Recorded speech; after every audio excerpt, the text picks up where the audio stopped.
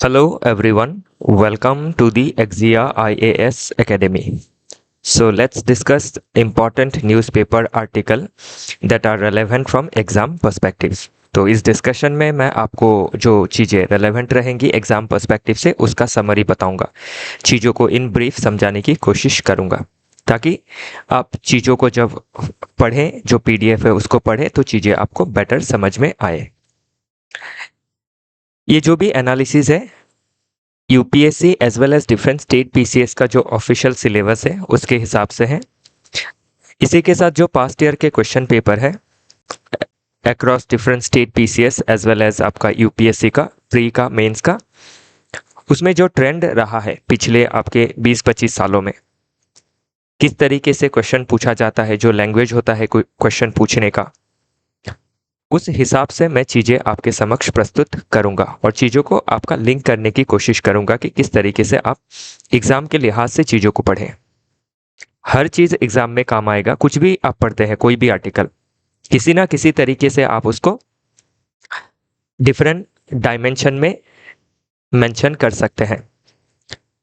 Social dimension हो, historical dimension हो, cultural dimension हो, जियोग्राफिकल डायमेंशन हो, देन पॉलिटी का डायमेंशन रहे, कॉन्स्टिट्यूशन का डायमेंशन रहे with in polity, governance, IR के डायमेंशन से, इकोनॉमी एग्रीकल्चर के डायमेंशन से, देन आपके इंटरनल सिक्योरिटी के डायमेंशन से, environment, disaster management, ethics, in different short of जो हम सब्जेक्ट पढ़ते हैं, इसका डिफरेंट डायमेंशन में आप एक पर्टिकुलर टॉपिक को जहाँ फिट बैठता है उधर आप ये डिफरेंट पॉइंट्स को इस्तेमाल कर सकते हैं।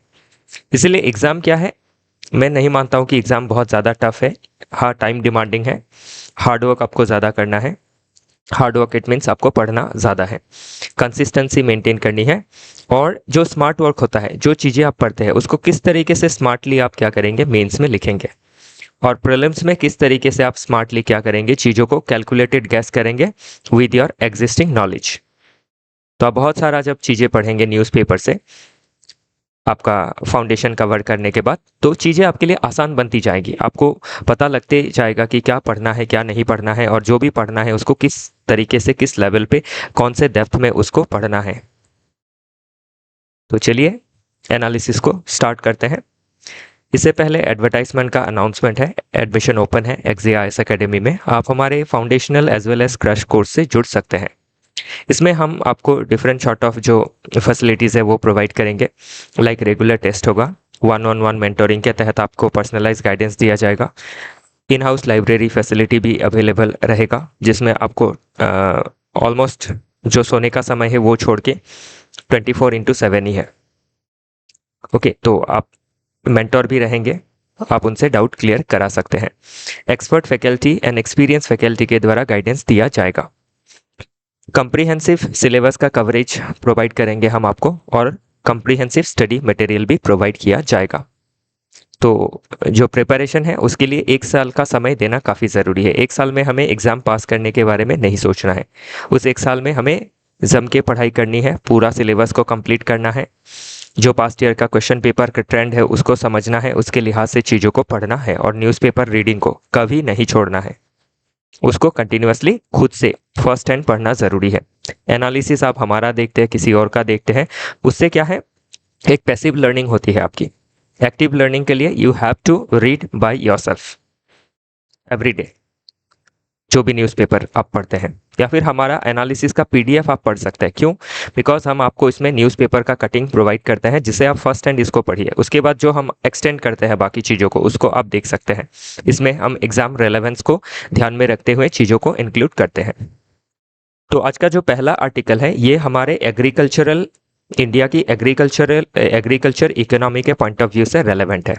इसको कनेक्ट करके देखा गया है, जो डोनाल्ड ट्रंप साहब का जो प्रेशर टैक्टिक्स है, जो 25% टैरिफ हाइक किया गया है on Indian products, another 25% hike किया गया है जिसको लागू किया जाएगा और 15-20 दिनों के अंदर, और वो रहेगा another 25% because we are purchasing oil from Russia.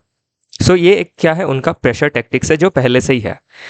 India जब से आज़ाद हुआ है तभी से उनका प्रेशर टैक्टिक्स आप देख सकते हैं 1960s में under PL 480 food programme, then during India Pakistan war then India's nuclear test in 1974 and in 1998। तो ये हमारे लिए एक नया मुद्दा नहीं है। तो इसमें गवर्नमेंट ने रजिस्ट किया है that government is not going to give concession in agricultural imports from USA to India. कि यूएसए से जो इंपोर्ट इंडिया में आपका कंसेशन मांग रही है यूएसए, स्पेशली आपकी पोल्ट्री में, फिर आपके डेयरी प्रोडक्ट्स में, फिर आपके एलमॉन्ड्स में, जेनेटिकली मॉडिफाइड क्रॉप्स में, तो इसमें हम उनको अलाउ नहीं कर सकते। इससे क्या होगा, हमारा जो रूरल इकोनॉमी है वो ध्वस्त हो जाएगा। रूरल इकोनॉमी में काफ़ी नेगेटिव इम्पैक्ट पड़ेगा। क्यों? बिकॉज हमारे देश में 6 लाख विलेजेस है। 6 लाख विलेजेस में 70% देश की आबादी रहती है और देश की कुल आबादी का लगभग 42 से 50% जो लोग हैं वो एग्रीकल्चर से जुड़े हुए हैं। तो जब चीप सामान, सस्ते सामान आएंगे आपके यूएसए से इन इंडियन मार्केट, तो ये क्या करेंगी, एक तो आपका जो प्रोडक्ट का प्राइस है 10 to 15% उसका डिक्रीज हो जाएगा, इधर मेंशन किया हुआ है। उससे क्या होगा, हमारे जो प्रोड्यूसर्स हैं, फार्म प्रोड्यूसर्स है, एग्रीकल्चरलिस्ट है, उनको वैसे ही बहुत सारा नुकसान झेलना पड़ता है, जिसके लिए गवर्नमेंट उनको एमएसएमई देती है, मिनिमम सपोर्ट प्राइस, ताकि उनका लॉस ना हो, उनको एक क्या प्राइस एश्योरेंस, आपका एक तरह का प्राइस एश्योरेंस मिले। तो ऐसे हम एक सिचुएशन में we cannot allowed import, especially agricultural import from USA, that too in a concessional price। तो इंडिया ने जो रुख अपनाया है कि हमने बो डाउन नहीं किया है और जो टैरिफ है वो लगा रहे।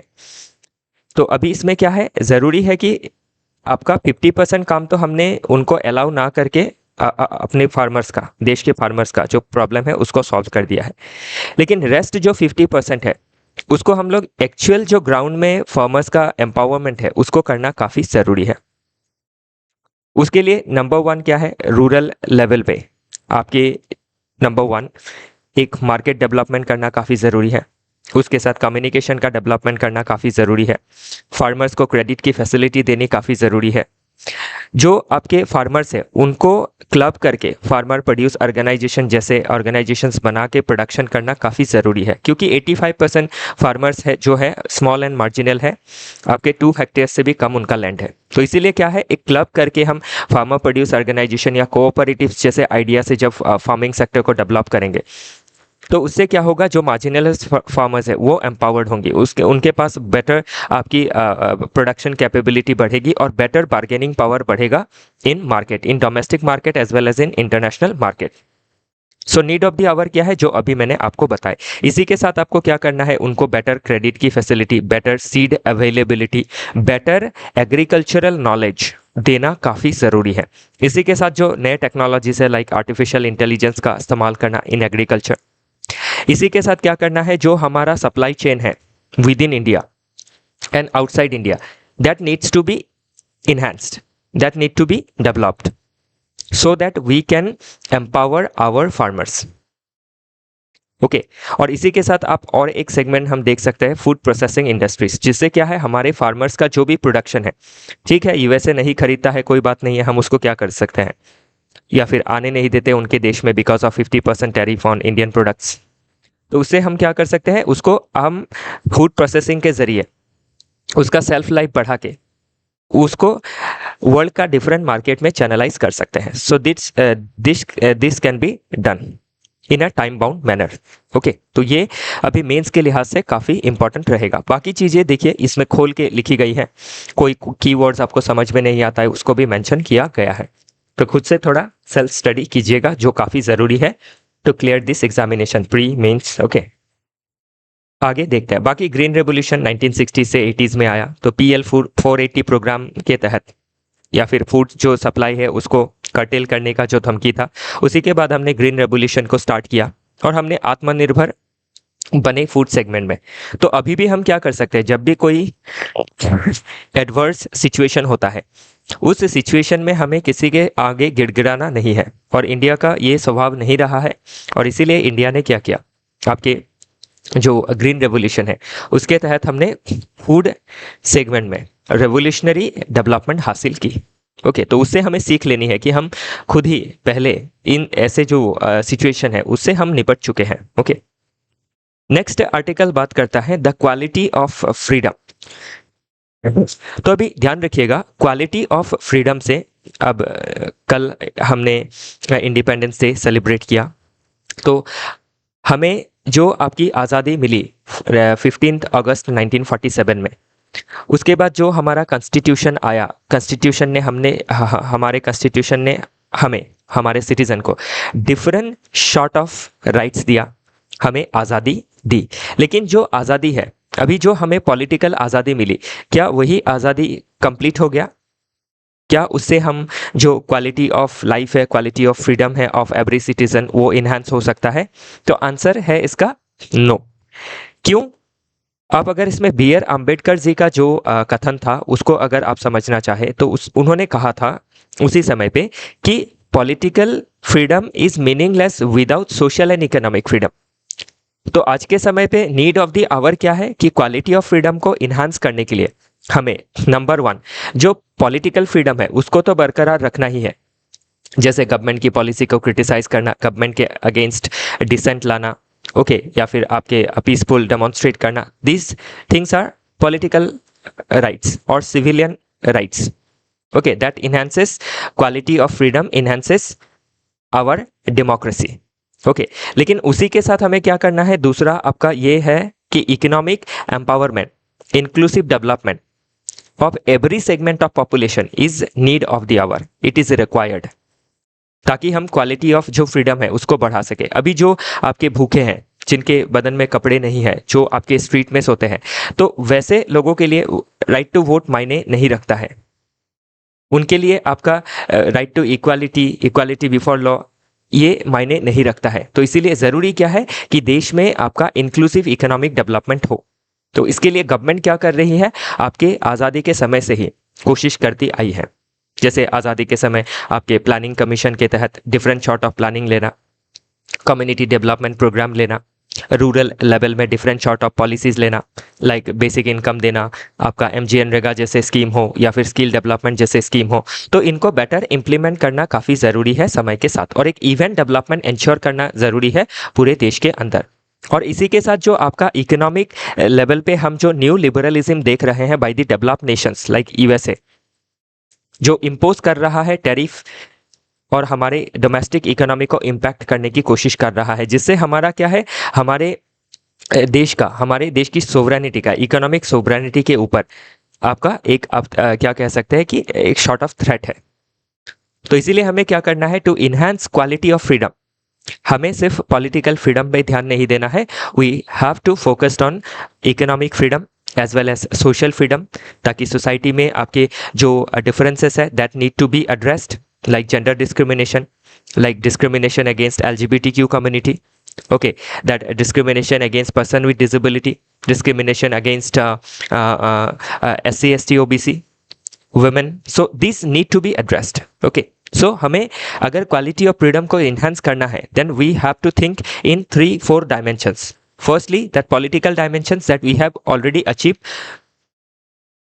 लेकिन अभी तक क्या है, उसमें भी बहुत कुछ करने बाकी है, लाइक आपके preventive detention, okay, this sort of thing क्या करते हैं, बहुत समय पे फंडामेंटल राइट्स को वायलेट करते हैं विदाउट एनी रैशनल। क्योंकि NCRB के डेटा के हिसाब से देखें तो आपका क्या है, जो प्रिवेंटिव डिटेंशन होती है या फिर आपके NSA लगाए जाते हैं, UAPA लगाए जाते हैं, उसमें जो आपका कन्विक्शन रेट है that is very minimal, very less.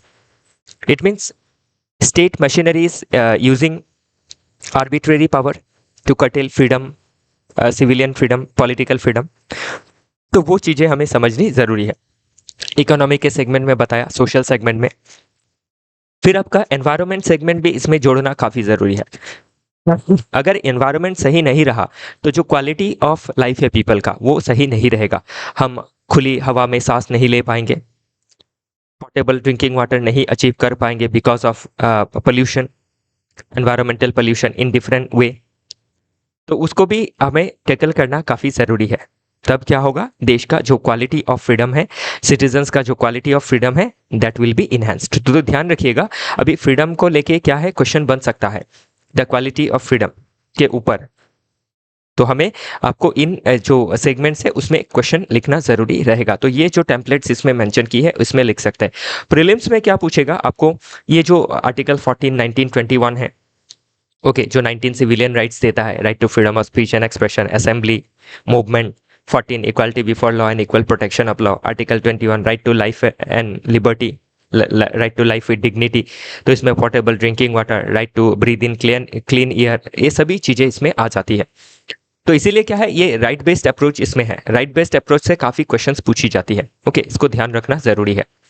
Next समझते हैं, SC order on stray dogs is human, it shows a lack of care. तो दो आर्टिकल है, ध्यान रखिएगा। एक में आपका जो एससी का ऑर्डर है वो किस तरीके से ह्यूमन है, और किस तरीके से आपका ये एनिमल के लिए, एनिमल राइट्स के अगेंस्ट है। ये दोनों ही चीजें इसमें जिक्र की गई है। तो कोई भी क्वेश्चन यूपीएससी में, एपीएससी में, स्टेट पीसीएस में पूछा जाएगा, उसमें आपको क्या करना है, एक बैलेंस व्यू रखना जरूरी होगा। तो हाल ही में सुप्रीम कोर्ट ने, आपका ऑनरेबल सुप्रीम कोर्ट ने सो मोटो केस लिया, और उसमें आपका जो दिल्ली म्युनिसिपल है उनको 8 वीक्स अर्थात 2 महीने का समय दिया कि जितने स्ट्रे डॉग्स हैं उनको शेल्टर हाउस में रखा जाए, ताकि वो खुले सड़कों पे ना घूमे, जिससे क्या होता है, वो डॉग बाइटिंग होता है, डॉग बाइटिंग से रैबिट फैलता है, और उससे क्या होता है, आपके जो रैबिट डॉग होते हैं उससे रैबिश फैलता है, और उससे लोगों की आपकी डेथ हो सकती है, बिकॉज ये क्या करता है, सीएनएस, सेंट्रल नर्वस सिस्टम को अटैक करता है। तो इसीलिए सुप्रीम कोर्ट ने, ऑनरेबल सुप्रीम कोर्ट ने सो मोटो आपका ये इनिशिएटिव लिया, और दिल्ली म्युनिसिपल जो बोर्ड है उसको आपका नोटिस दिया कि स्ट्रे डॉग्स को टैकल करना जरूरी है। तो अभी ध्यान रखिएगा इसमें कि जो स्ट्रे डॉग्स है 8 लाख के आसपास stray dog estimated about, okay, Delhi में अवेलेबल है। तो अभी इन 8 लाख स्ट्रे डॉग के लिए शेल्टर बनाना एक लॉजिस्टिकली काफी चैलेंजिंग थिंग है, और इकोनॉमिकली आपका फिजिबल नहीं है। ओके, और जो स्ट्रे डॉग है उनको टेकल करने के लिए ये आपका परमानेंट सोल्यूशन नहीं है, क्योंकि जब स्ट्रे डॉग आपके जिन 8 लाख स्ट्रे डॉग को शेल्टर अगर कर भी दिया गया समहाउ, देन उस जगह को फील कर देगा, वो जो वैकम है उसमें, और बाहर आसपास के फ्रिंज एरिया से और डॉग आ जाएंगे। तो ये इसका सोल्यूशन नहीं है। इससे क्या होगा, आपका लॉन्ग टर्म पे आपका जो एक एनिमल राइट्स है उसमें भी इम्पैक्ट पड़ रहा है। जब शेल्टर हाउस में इतने डॉग्स को एक साथ बंद करेंगे तो वो भी सफोकेट होंगे, उनकी जो एक फ्रीडम है वो भी छीनी जाएंगी। तो इसमें क्या है, एक बीच का रास्ता अपनाना काफ़ी ज़रूरी है, ताकि आर्टिकल 21 के तहत आपके क्या किया जा सके, लोगों का जो right to life and liberty है उसको मेंटेन किया जा सके। एट द सेम टाइम जो एनिमल राइट्स है, जिसको आपके आर्टिकल 21 से ही जोड़ के देखा जाता है, that animal too have right to life and liberty, तो उसको हमें कर्टेल नहीं करना है। उसको, उसका एक बीच का ग्राउंड क्या है, तो अभी एनिमल जो स्ट्रे डॉग्स है उसकी ब्रीडिंग ज़्यादा फैलने का एक वजह क्या है कि आपके जो पेट ओनर्स है वो शौक से पेट लाते हैं, फिर जब उनका समझ लीजिए मन भर गया तो वो उन्होंने उसको डिस्कार्ड कर दिया, छोड़ दिया स्ट्रीट पे, ये एक रीज़न है। दूसरा क्या है, आपका जो स्ट्रीट में फीडिंग करते हैं वो भी एक रीज़न है, या फिर आपके जो कचरे में खाना अवेलेबल होता है, तो इससे क्या होता है, उनकी खाना मिलते रहता है, वो ब्रीड करते रहते हैं। तो ज़रूरी है कि ये जो स्ट्रीट डॉग्स है इनको टेकल करने के लिए एक तो जो ऑनर्स है जो इसको डिस्कार्ड करते हैं उनके ऊपर पनिशमेंट होना चाहिए। सेकेंडली, ये लोगों को एक मॉरल अपना ड्यूटी निभाना होगा under fundamental duty article 51 sub clause जी, कि जो एनिमल डॉग है, जो आपके स्ट्रीट डॉग है, उनको अडॉप्ट कर सकते हैं। तो हर घर में अगर एक एक डॉग अडॉप्ट कर लिया गया तो उससे क्या है, ये प्रॉब्लम जो है वो सॉल्व हो जाएगा। क्योंकि आप देख सकते हैं कि डॉग से क्या है, आपकी डॉग एक कम्युनिटी एनिमल है, कम्युनिटी से एग्जिस्ट करती है, नो डाउट वो काटती है या फिर उससे रबिश फैलता है, वो उसका डर तो है ही। उसका सल्यूशन आपका उनको कन्फाइन कर देना नहीं है या फिर उनको मार देना नहीं है। तो इसके लिए मैं मानता हूं कि जो डॉग है उनको समय पे क्या है, अडॉप्ट हो जाना चाहिए। सेकेंडली, आपके हॉस्पिटल्स में रेबीज का वैक्सीनेशन अवेलेबल होना चाहिए। थर्डली, जो आपका वेटरनरी केयर होता है उसमें आपके डॉक्टर्स अवेलेबल होने चाहिए, फ्री ट्रीटमेंट लाइक उनको वैक्सीनेशन करवाना, ये सभी अवेलेबल होने चाहिए। तो इससे क्या है, इस प्रॉब्लम का एक लॉन्ग टर्म सोल्यूशन निकाला जा सकता है। ओके, चलिए देखते हैं अगला article, judging in the age of populism. तो आज के जो पॉपुलिज्म का समय है तो उसे जजिंग के लिए बहुत ज़्यादा दिक्कतें आती हैं। तो अभी जो अब हमारा कोर्ट सिस्टम है या फिर जुडिशरी है, जुडिशरी का काम क्या है, अफेल्ड करना कॉन्स्टिट्यूशनल वैल्यूज को, कॉन्स्टिट्यूशनलिज्म को, कॉन्स्टिट्यूशनल मॉरालिटी को, रूल ऑफ लॉ को। तो अभी हम आज के समय पे अगर देखें तो आपके बिकॉज ऑफ सोशल मीडिया क्या है, जो आपके कोर्ट्स हैं उनको काम करने में बड़ी दिक्कतें आती है, क्योंकि आपका एक तो जो सोशल मीडिया का प्लेटफॉर्म है वो खुद ही जज बन जाते हैं, okay, without having proper knowledge of judiciary and rule of law. Secondly, populism होने की वजह से क्या है, अभी इसमें जो पार्टी गवर्नमेंट फॉर्म कर रही है वो तो पॉपुलर सपोर्ट के बाद ही फॉर्म कर रही है। तो वो क्या करेंगी, जब आपके जुडिशरी के अगेंस्ट, नॉट जुडिशरी के अगेंस्ट, कॉन्स्टिट्यूशन के अगेंस्ट अगर कुछ आपकी पॉलिसीज बनाती है, तो उसमें क्या है, जुडिशरी जब कॉन्स्टिट्यूशनलिटी चेक करना होता है तो उसमें एक दिक्कत आ जाती है, क्योंकि जो गवर्नमेंट पॉलिसी बना रहा है वो पॉपुलर सपोर्ट के तहत बना रहा है।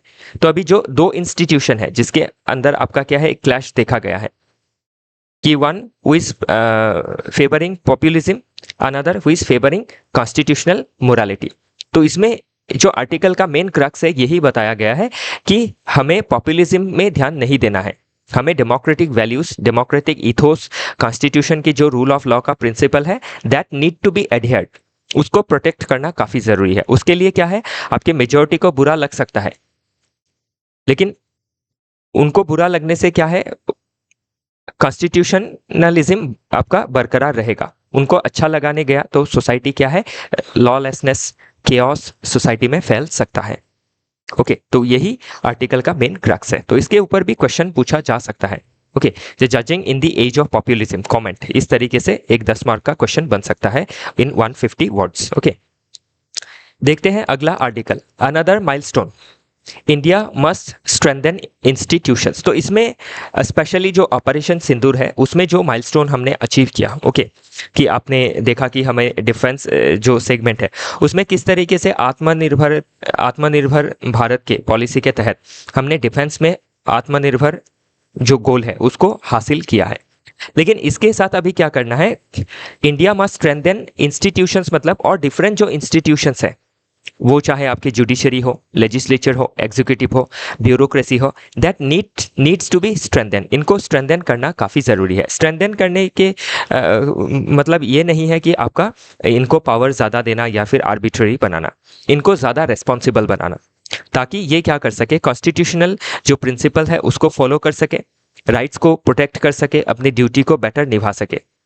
जो करप्शन के चार्जेस लगते हैं, इलिटिज्म के चार्जेस लगते हैं, तो इन सभी चीज़ों को दूर करके देश को बेटर सर्विस प्रोवाइड कर सके, और जो पॉपुलेशन है उनका जो ट्रस्ट है इंस्टीट्यूशन के ऊपर वो बरकरार रखे। तभी क्या है, एक देश की डेमोक्रेसी, कॉन्स्टिट्यूशनलिज्म या फिर कॉन्स्टिट्यूशन के तहत देश चलना आपका पॉसिबल हो पाएगा, या फिर लॉन्ग टर्म तक हम सस्टेन कर पाएंगे।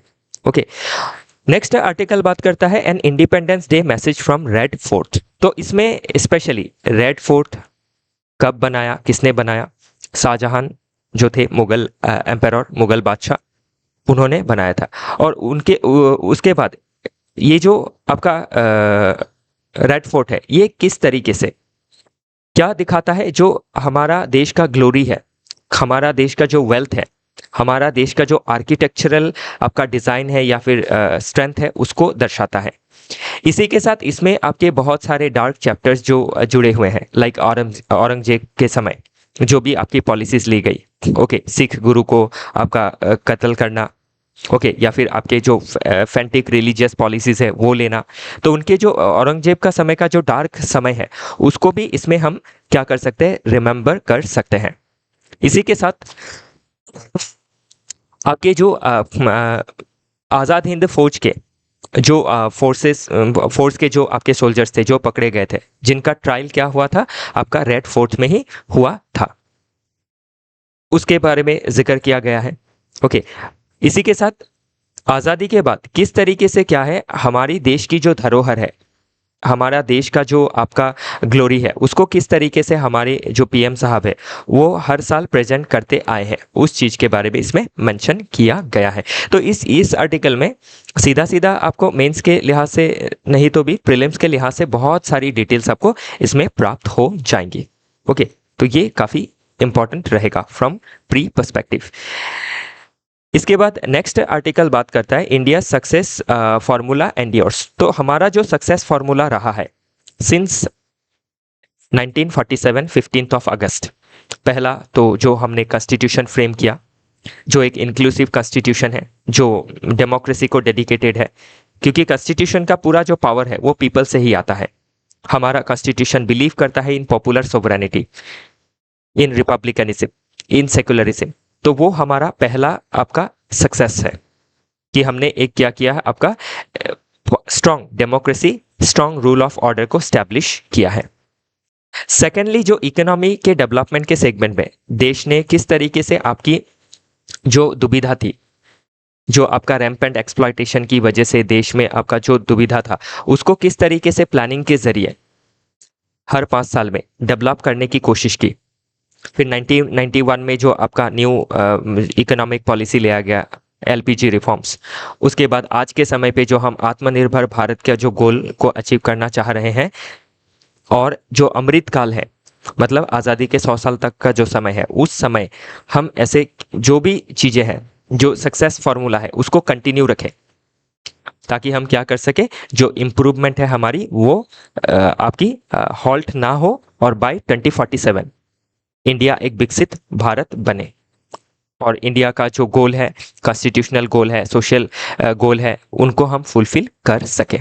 तो वही चीज़ें इसमें मेंशन की गई है। तो मेंस के लिहाज से इंपॉर्टेंट रहेगा। ओके, बाकी प्रीलिम्स के लिहाज से कुछ डिटेल्स जो भी इसमें मेंशन किया गया है, लाइक पंचशील पॉलिसी के तहत। तो पंचशील पॉलिसी क्या है, 1954 में ये पॉलिसी ली गई थी, जो हमारा स्टैंडर्ड बेंचमार्क सेट करता है कि हम जो पंचशील पॉलिसी है उसके तहत हम ध्यान देते हैं, ताकि इंटरनेशनल लेवल पे जो भी हम फॉरेन पॉलिसी बनाते हैं उसमें म्यूचुअल रेस्पेक्ट रहे, हम सोवरेनिटी को रेस्पेक्ट करें, टेरिटोरियल इंटीग्रिटी को रेस्पेक्ट करें, कोई एग्रेशन ना फैलाएं।